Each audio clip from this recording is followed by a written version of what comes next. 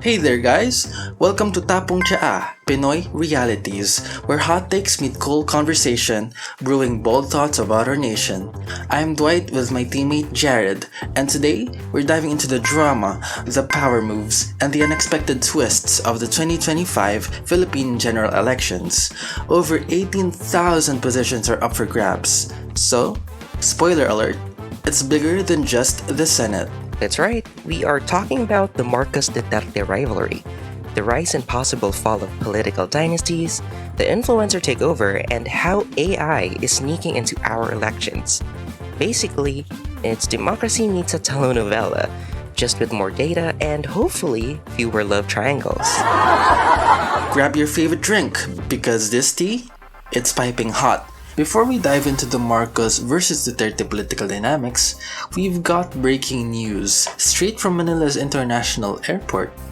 Former President Rodrigo Duterte has been arrested on an International Criminal Court warrant for alleged crimes against humanity linked to his war on drugs. Quite a development, right?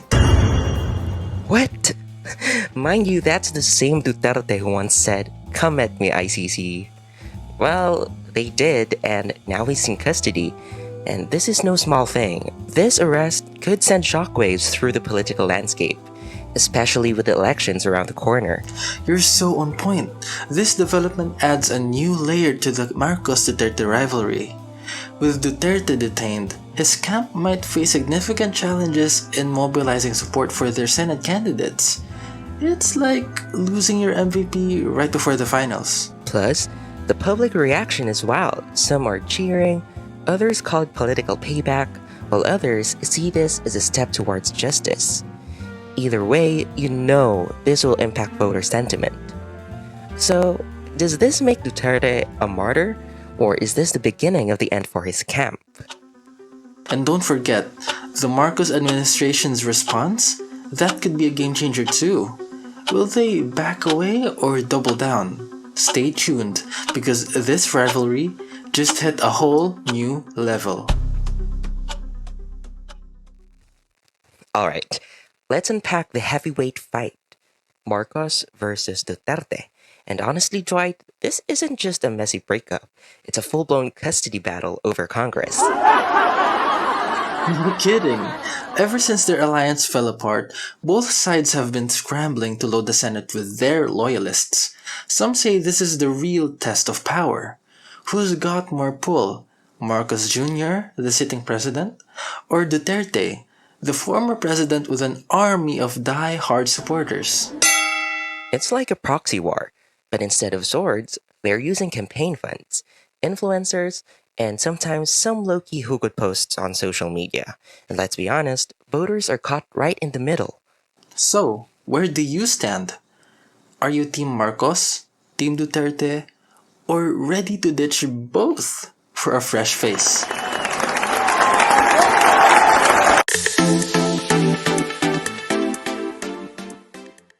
Now, let's talk about the party list system.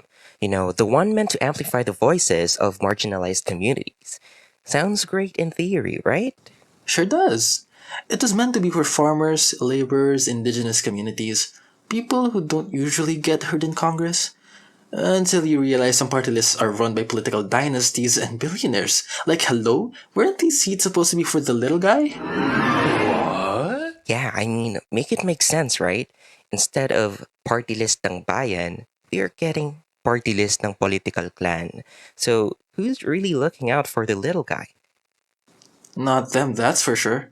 Watchdogs and even Christian Monsod, one of our Constitution's framers, are calling out the need for anti-dynasty reforms.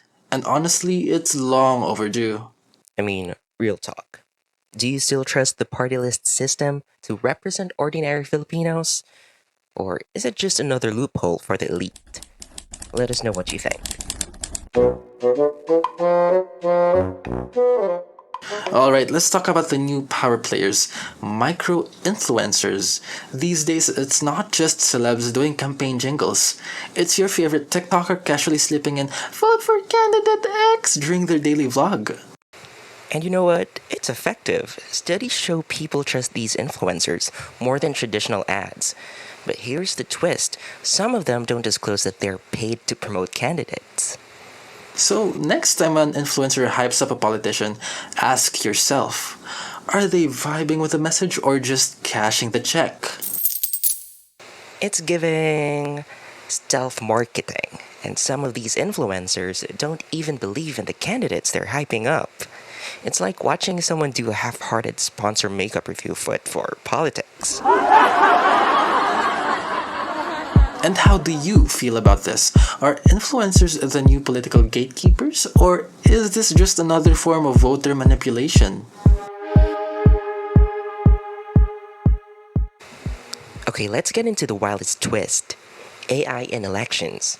We're talking about deepfake videos, AI generated political speeches, and bots spreading fake news. It's not science fiction, it's already happening.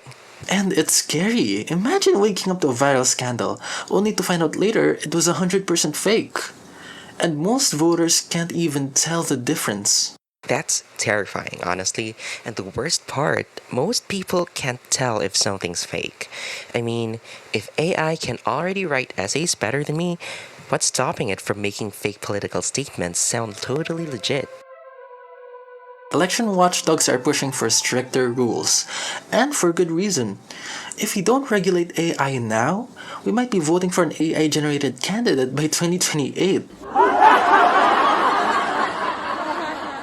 Yikes. AI President 2028? No thank you. So, how do you stay sharp? Are you double checking the news? Or are you just trusting whatever pops on your feed? Let us know. Alright, it's time to tackle a classic election headache: political dynasties. You know, it's campaign season when your ballot looks like a family reunion guest list. Seriously, dynasties are like only rice. You think you're finished, but nope. Here comes another serving, and at this point, it's a bottomless bowl of the same old names. And get this, out of 18,000 positions up for grabs, a massive chunk is being fought over by the same powerful families. We're talking parents passing the torch to their kids, siblings duking it out. Honestly, it's giving primetime telenovela. And yet, here's a twist. There are fresh faces stepping up too. Grassroots leaders, independent voices, and young candidates are trying to crash the dynasty party. But do they really stand a chance? That is the million-peso question. Do voters actually want change, or is it easier to stick with familiar last names because, well, sanay na tayo dyan? And here's where you come in. Would you vote for someone new, or do you trust political families to stick with experience? Slide into our DMs or drop a comment. We want to know your take. So, what is the takeaway here? This election is a mix of old dynasties, new digital strategies, and some very shady campaign tactics. It's about staying informed and critical. Exactly. Fact check before you share. Think before you believe, and most importantly, vote. The real power is in our hands. And that's a wrap. Thanks for tuning in, and until next time, Thanks for hanging out with us. Stay smart, stay sharp, stay skeptical, and stay tuned for our next episode. Until then, keep the conversation going. and stay involved.